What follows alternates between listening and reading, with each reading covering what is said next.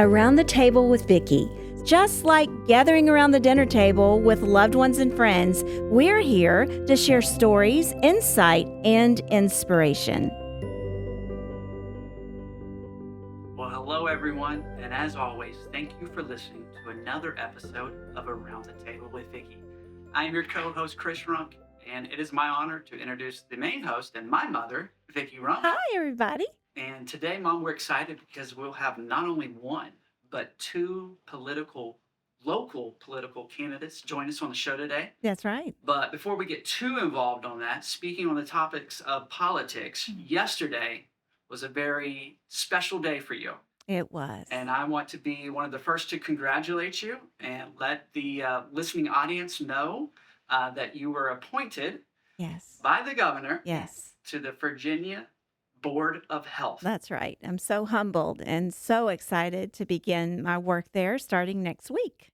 So we're excited all the great things that you will accomplish. I'm proud of you. Oh, I know there's going to be a lot of great things that you'll do for the state of Virginia. I hope so. Yes. We're excited. Very excited as well. So talking on the lines of doing great things, Jacqueline is a candidate for Ward 1 City Council. Jacqueline Timmer, I got to know you a couple months ago, really. Yeah. And just really fell in love with your drive. I love young women that have the tenacity to get up and say, you know, I have a voice, I have a brain, and I have a desire to make my community better. Jacqueline, welcome to the podcast and the radio show today. We've talked about doing this time now for a couple weeks. Yeah. So tell our audience and our listeners just a little bit about your family life, how you came to Lynchburg, and all the things about you personally. Yeah. So first, congratulations. Thank you. That's so exciting. Thank you. I am very excited. Yeah. And thank you for having me on. I originally moved into the Lynchburg area in 2009. So that was middle of my junior year in high school, which was a bit of a crazy transition, but graduated from New Covenant schools and stayed in the area, went to Liberty. And then after Liberty, I was back and forth. I went to the Hill for a little bit and did some work on the Hill. And I went out to California for a little bit, was often back during summers. And then when my husband and I decided to start a family, we moved back to Lynchburg. And that was where we decided to start our family and where we wanted to raise our family. Tell us a little bit about your dad. Yeah. Because he's a character. I was not at the West Manor event, but my husband was. Yep. And he got to know your dad a little bit. So I think some of this comes from dad, right? Some of your genetics to really want to get into politics a little bit. Tell us about your daddy. Yeah. So I was younger than my son is when my dad was involved in politics. So I was in utero in my first parade. I actually learned how to walk in our state capitol back in Kansas. That's so cool. And so they'd put me in the walker. I'd walk up to people and just, prattle until they acknowledge me, and then I'd move on. I don't know if that says something good about me or something bad, but I think it's pretty good. It's where I learned to walk. And I saw him step out on core issues and things that really needed to change and make the sacrifice to see it happen. He had an opportunity where some children were separated wrongly from their family due to in a foster care situation. Mm-hmm. They had brittle bone disease, and the doctor had originally thought it was abuse, and then they diagnosed it, and the kids didn't get back right away. And the parents had to fight that legal battle for an extended period of time. It was twins. And my dad gave up his appointment as appropriations chair in order to fight for that family to be reimbursed for those legal fees and to make sure that they were reunited correctly. And so I saw him being willing to step out for things that he believed in, despite the political cost. At times that was very inconvenient for our family. Sure, yeah. And with that, I actually ran as far away from politics as possible. And that was part of the California thing for a while. Yes. But God has a funny sense of humor. Right. And actually, it was in 2020. My husband comes from a mixed race family, and he's in the National Guard, and he was called up to the George Floyd riots. And it felt like there has been such an intense divide in our nation that we can no longer have conversations about the real issues. You're either on this side or that side. If I speak out against racial issues that do exist, that momentum becomes part of a Marxist movement that hurts the people it claims to protect. If I speak out against the Marxist aspect of that movement, then I'm perceived as hating the people that I love the most in my life. And so if we're unwilling to engage when we see what's happening, we ultimately are part of the problem. And so that was a real conviction point for me of I have this rich history, this rich experience, painful but beautiful. And how do I use that to serve the community around me? And how do I use that in the context of now having a son that's being raised in a country that's so polarized and divided? I love your explanation of that. And that's true in everything, not just about racism, but in healthcare Yep. and our school Yep. systems and just in community development, which are Right. some things we want to touch on with Yeah. you. That if we can't just be seen as a party, Yeah. we have to be seen as individuals that love a community in which we love to serve and be a part of. And Yeah. until we can title ourselves as that, we're going to continue to have division. Yeah. So let's talk a little bit about that. Okay. It is known, very well known in Lynchburg and the community here. We can turn on WSET, we can pick up social media, and we can hear that there's division in city council. So tell me what you plan to do and how you're different than those individuals that are on the news every day. Yeah. No, I appreciate the question. Going back to something that you were referencing though, in the context of our nation, the context of our community, I feel that we've lost our national identity and we've lost our community identity because we're no longer willing to stand up for the rights of people with whom we disagree. Mhm. And that's what our nation was founded upon, Mhm. that intrinsic value of each and every individual, not just a mob mentality or that really that postmodern mindset that moves away from an objective truth that gives us the common ground that we can relate over. And so we have to get back to that place where we're willing to stand up for the rights of people we completely disagree with. Mhm. Mhm. And that's ultimately what starts to move us towards honoring each other and no longer assuming that someone who disagrees with me has a negative agenda in mind. That's right. So, someone can have a completely different approach on how they want to get something done. They train this in the military all the time. My husband's an officer in the Army National Guard. He's getting trained to fly Blackhawks here soon. And one of the things that they force them through is doing tasks with people who do it differently so that you have to learn other people have different ways of getting things And done finding and a then common ground. finding the common ground Absolutely. on how Yeah. to accomplish it. So, in coming to the council situation, we have this toxic national narrative that's filtered down to the local level that's cancel culture. Mhm. And it's if you associate with this person, I can't associate with you. If you believe this, well, therefore you are X, Y, and Z. Mhm. And really just degrading altogether. And I what sets me apart from that, isn't that I'm some savior in shining armor or anything like that, but in the background of growing up where I've personally had death threats from the Crips, I've personally been covered in feces from someone who didn't like my dad's, a case that my dad was handling actually to protect children who had been raped. Mhm. There are a number of different situations where I've had personal assaults that I've had to work through, and what my dad taught me is never to burn a bridge. Mhm. You never burn a bridge because you Mhm. never know when you're gonna have to work with someone to Your get the dad's a job good done. guy. He is, he is. And it's funny, God has a funny way of answering prayer. I, just started to pray for an unoffendable spirit. I was like, "God, give me an unoffendable spirit. I wanna not take offense or, and take things That's really personally." hard to do. And And I think that's when running for council came up yeah. that month Yeah, when I it's started to. really hard to do, especially for a woman. I mean, I Yeah, struggle with that a lot. Christopher will tell you that he'll tell me, "Mom, get off social media," because I immediately want to come to the defense of an accusation or yeah, something, and it's really hard to sit back and let God fight those battles for you. yeah, But I read a devotional this morning that if we don't let him fight for us, if we try to get in front of him, he doesn't have the opportunity to show off and fix it for us, yeah. which I think is so cool. So yeah, continue on with No, that's great, and I love how God's such a provider. mhm. He is a Jehovah Nissi, God my banner. Like he's a provider, he's a covering. And I think with women, a lot of the times it's that justice thing. Yes. We got Mama the mama bear. bear, and then it's the justice thing, and it's like, well, hold on a second, that's not true. Yeah.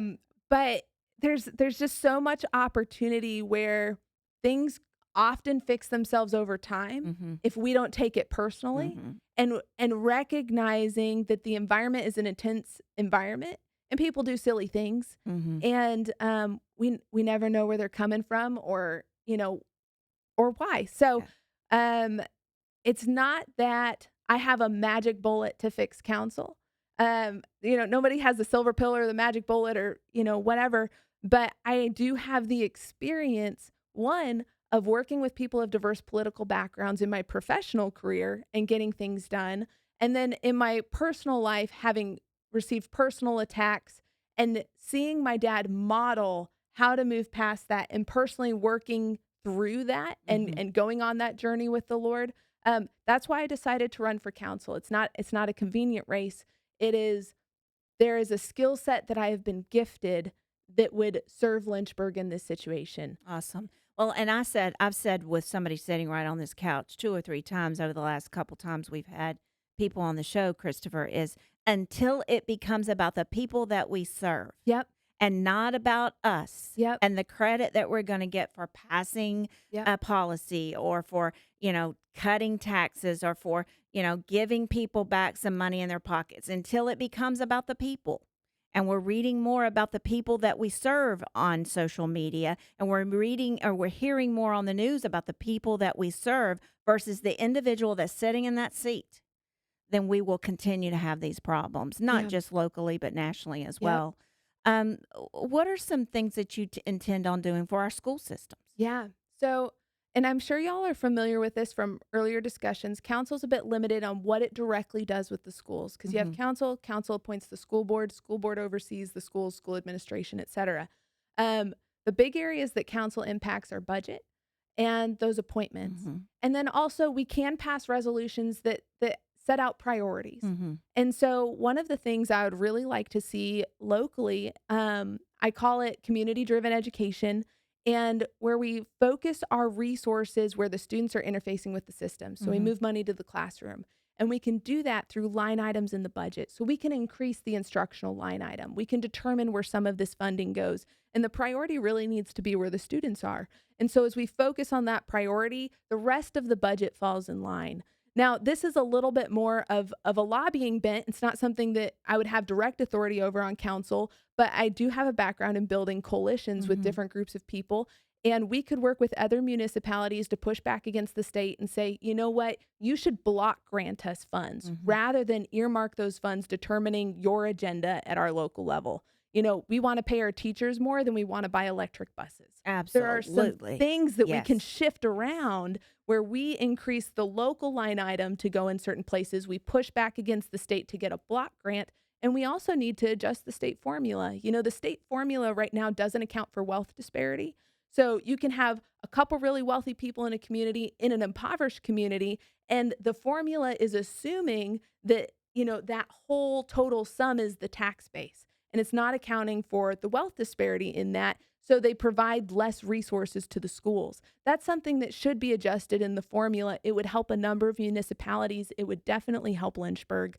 So there are things we can push back against the state. There are things we can do with the local budget. And then priorities I would like to set out with appointments, as well as a resolution of priorities, is, hey, we've got to get back to academic performance and job readiness. Hmm. So workforce, trades, making sure that those opportunities are available to our students with partnerships like with CVCC, with the Legacy Center, with some of these different groups that are doing great work and available in the community. There's a lot of opportunity Make to that a expand that priority. in the schools. Yes. You can talk a little bit about what we're doing with the legacy, center in the schools too. It's important to us to have job readiness because we have so many positions available. Yeah. We see that within our own companies, looking for those trade jobs that we have seen has kind of gone by the wayside over the last few years. And with the legacy program Hmm. and getting in with Hmm. Virginia Works and Hmm. all these different Yeah. organizations, they've really brought in a great ability to get to these students in the school at a very young age, seventh and eighth grade, and they're getting them excited about those trade skills. Yeah, and we found out just from working with the school systems that there are about 70 some young people that do not get into the CNA program in the school system. But yet we have a CNA school right here in this building Right. that we can take the rest of those children and get them ready for a job. And so that's how city council can really become effective, is to find situations like I just laid Yep, out that's there phenomenal. and connect them together, Yep, like what you just said. yep, But it has to be priority in city council. it It does. cannot be in the back of the bus there. It has to be at the top. Yeah, There right now in the news, all we're seeing is all the threats in the local school systems to yep, where yep, I heard on the news last night one had to be shut down today. yeah, What are things that you plan to do for safety yeah. and for to be able to make it to where we don't have to close our schools? We can move ahead and educate our kids in these times. Yeah. So one of the things I'd really like to do is actually create a parent task force. And it's going to come to safety here in a second, but we need parents involved in our children's education again. And when parents get involved, it does increase the safety because there's a transparency element with what's happening in the schools. There's a lot of gang activity in Lynchburg and it's targeting the youth Hmm. because the youth are able to get off with lower penalizations when they commit certain crimes. And so it's in the school system. It is a problem in the school system. We need to really make sure that our schools are a drug-free zone. A lot of that comes with having checks that there isn't a notification that goes home in advance. There are some of these minor policies that have a major impact that need to be tweaked a little bit, but a lot of it's going to come with increasing transparency, getting parents involved so that they see what's happening with their students at schools, and having a crisis response with like an ombudsman or a group that's working directly with the school board that's a parents group. That's a baseline starting point. That's great. That's great. I love that. And I think getting the parents back involved, period. Yep. And they're not the last ones to know. No, they shouldn't be. Right. They shouldn't be. Right. Yeah. Yeah, they need to be involved in their kids' All right. education. Jacqueline, thank you so much for joining us today. Thank I'm going to you. let you look right in that camera there and tell us why we need our listeners and our viewers to vote for you Oh in just a man. few short weeks. All right. Well, early voting has started, and I would be absolutely honored by your vote. I am available for questions. Follow our Facebook page. Reach out to me directly. I'm coming to your doors, but I am here to serve the people, and that means listening to you and listening to your concerns. So I would be honored to connect with you. Thank you. Jacqueline, thank you for being here today. And listeners, keep on listening as we will be hearing from Dr. Coleman here shortly. Yes, go vote. Go vote. Important.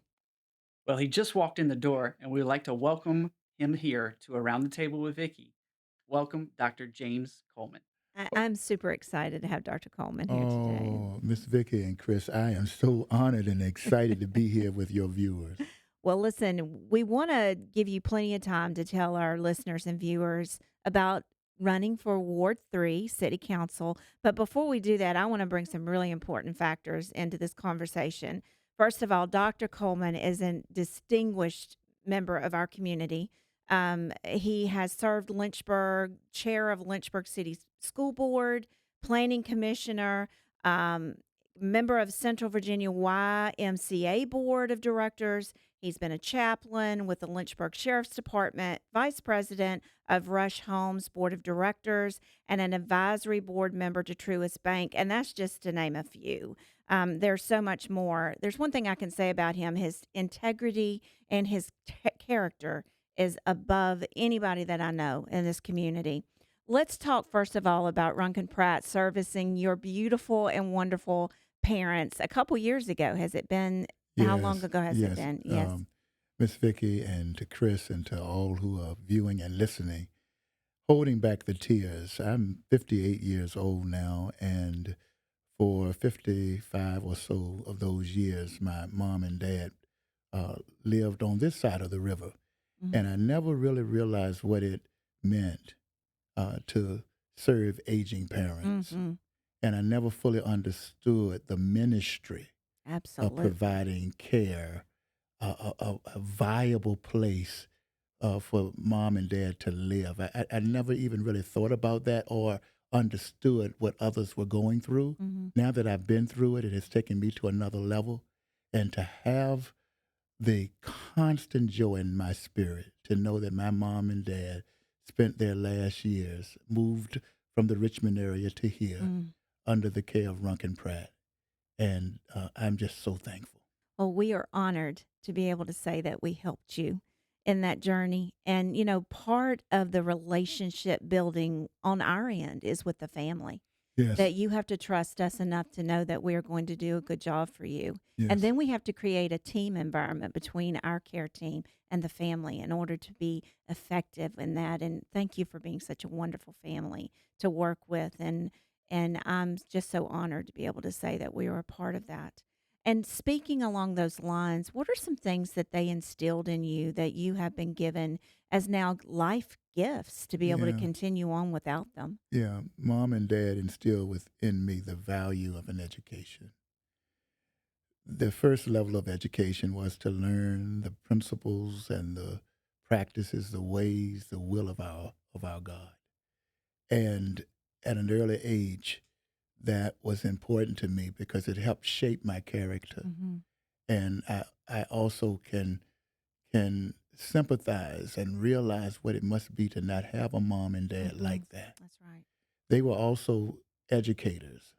And so it's no surprise Yes. that I'm an educator, a professor, a dean, and one who has valued education. And so, Dr. James Coleman. yeah, Yes. yeah. So, and education comes from a Latin word educare, which means to move out of darkness into the light, Mm. a place of not knowing to knowing, to be curious and to seek. And so that's in me right now. Mhm. James and Loretta Coleman are coming out of me Oh, I even love right it. on this set. I love it.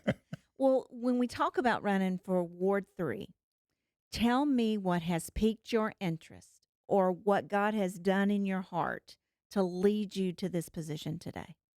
Well, as a pastor called of God, the values that I have resonate with the citizens of Ward 3. That's one of the reasons why I selected to be a part of Lynchburg and to live in Ward 3, where my wife and I have resided.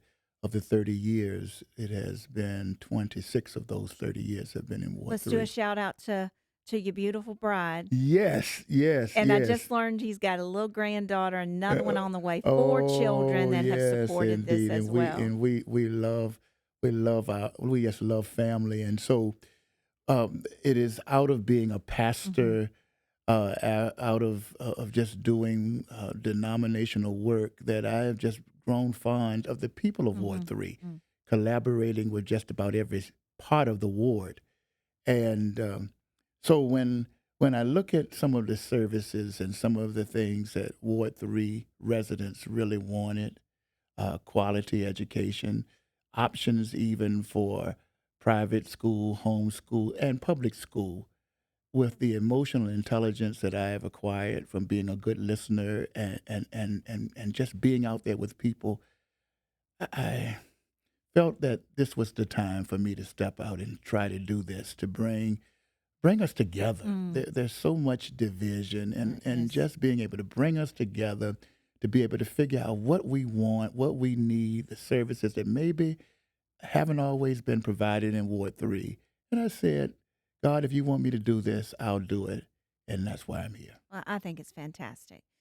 Knowledge is power, Yeah, right? We're sitting here talking about education, and if you don't have leaders that has the knowledge on how to unite people yeah, and really what their community needs, their yes, ward, it's all districted out there, yeah, what do we need and how can we accomplish? I'm sure that you have plans for your ward. You have plans for the education, for the safety. I yes. mean, I just talked about we're turning on our televisions and we're hearing about all the threats that are going on in our school systems. What are some of the things that our listeners and viewers can expect if you're elected to this seat in that regard? Well, I tell you, I will not forget about the little things like potholes and uh, development of our neighborhood so that the lighting in some of our older neighborhoods, good lighting aids safety. Yeah. And to There's a make, lot of senior citizens living in yes, those areas as indeed, well. yes, indeed. And I meet our senior citizens, so precious. Um, and so those types of things are what I want to do. I won't forget those small things. And even when you look at Heritage Park, how that could be expanded. Yes. Some of the other wards have some of these amenities. But I want to look in that camera and tell you I want to do it and be prudent, to be fiscally responsible. I am not vested in raising taxes or throwing monies at anything. That's why I believe collaboration, connecting people together. I'm so involved with so many things. I don't want to get on here dropping names, but if we can bring our churches, our nonprofits, people who Absolutely. are skilled together to talk about common sense solutions, we can deal with a lot of the challenges that Ward 3 faces in our city without having to deal with any uh, public funds at all. Absolutely. I've said that so many times to the people sitting on that couch is if you just get everybody together and we and, set goals. and you have to have the emotional Yes. intelligence to do that, Yes. the love in your heart. And anybody that gets to know my heart will know that it's a Big Ten heart. We may not always agree. That is going to always be Mhm. the case, Mhm. right? But we can always find what we agree Mhm. on and figure out how we get that done. And while we're doing that, it'll expand to more things. And before you know it, we have this really powerful place that every citizen, resident of Ward 3 deserves to And can have. be proud of. That's There's correct. so much history, rich history in Lynchburg that Yes. we celebrate. We celebrate like we can't move forward in doing good things for the year of 2025 Yes. until we celebrate what we have already, That's right? And it's exactly right. wonderful people that are hardworking. And for you now to be considered in leadership is just icing on the cake. So, congratulations on this Oh, journey that you've embarked on. And I couldn't think of a better person right here, right now. It's your time, and we support so wholeheartedly your efforts. Because, wow. and what do you say to those that would say, God doesn't have a place in politics? What would you say to that, Dr. Coleman? Well, as a student of the Bible, I believe that our Lord had quite a bit to say about public policy. That somehow, in my mind, the secular and the sacred have to be conjoined. And what I mean by that, the way we live our lives, we just can't compartmentalize it. The presence of our principles must be shared in every arena. And so that's why I think that often I argue you should have a newspaper in one hand and the Bible in the other. And we ought to be able to find ways where we can create a culture, a community that follows good, solid principles. Now, I'll listen to everybody. That doesn't necessarily mean because I'm listening that I agree. So I get it. Sometimes certain persons may not want to talk to each other, but I believe that everybody deserves to be heard. Mhm. Then we make good, sound principles, in which I value, Mhm. to make good decisions that will make our community all that it needs to be.